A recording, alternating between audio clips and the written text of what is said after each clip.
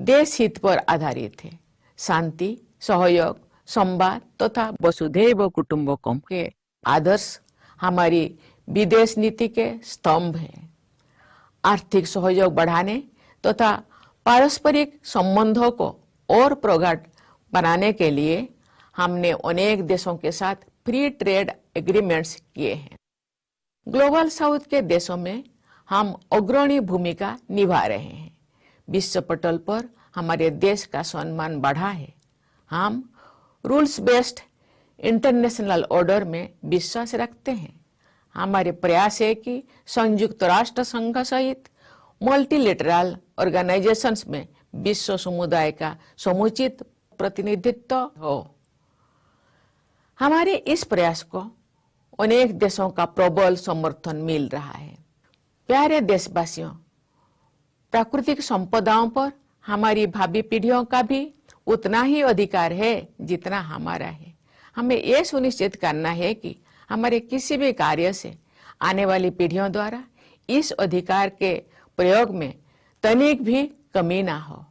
हमारा प्रयास होना चाहिए कि हम उनको और अधिक समृद्ध प्राकृतिक संपदाएं प्रदान करें।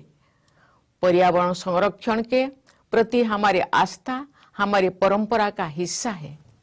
संताली भाषा के एक सरल गीत में हमें गहरा संदेश मिलता है। पंडित रघुनाथ मुर्मू द्वारा रचित उस गीत के कुछ शब्द इस प्रकार हैं। दारे गुजु कान नेलते मीरू चणे राग बहा दाया हायागे गुजु कान अबुआ ज्योति धर्म दारे चेदा बाबन राग बहा आबो ओना नेलते। इस गीत में एक पेड़ के पूरी तरह सूख जाने के कारण रोते हुए एक तोते का वर्णन करते हुए कवि कह रहे हैं, हे मेरे भाइयों, मरते हुए पेड़ को देखकर तोता पक्षी दुख भरी आवाजों में रो रहा है। हे मेरे भाइयों, मानव संस्कृति रूपी वृक्षों का विनाश होता देखकर हम मानव समाज के लोग विलाप क्यों नहीं कर रहे हैं। इस गीत का संदेश ये है कि सभी मनुष्यों को मानवीय मूल्यों और प्रकृति के संरक्षण के लिए तत्पर रहना चाहिए। एक हरा भरा पेड़ मानव समाज के नैतिक और स्वस्थ रहने का प्रतीक है। एक पेड़ माँ के नाम तथा लाइफस्टाइल फॉर एनवायरनमेंट यानी लाइफ जैसे अभियानों की भावना के अनुरूप सभी को पर्यावरण संरक्षण के लिए व्यक्तिगत और सामूहिक प्रयास करना चाहिए।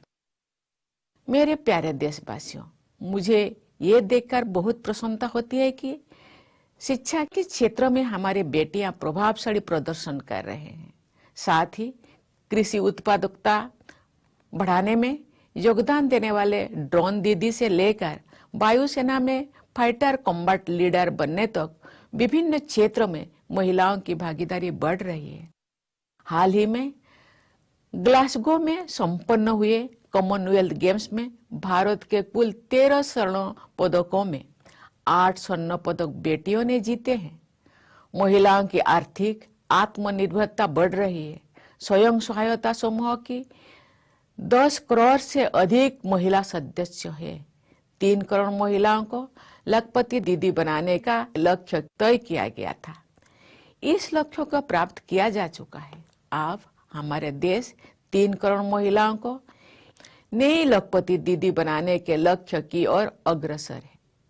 मुद्रा योजना के तहत सहायता प्राप्त करने वाले उद्यमियों में लगभग 2/3 लाभार्थी महिलाएं हैं। महिलाओं की आर्थिक आत्मनिर्भरता के प्रयासों के साथ साथ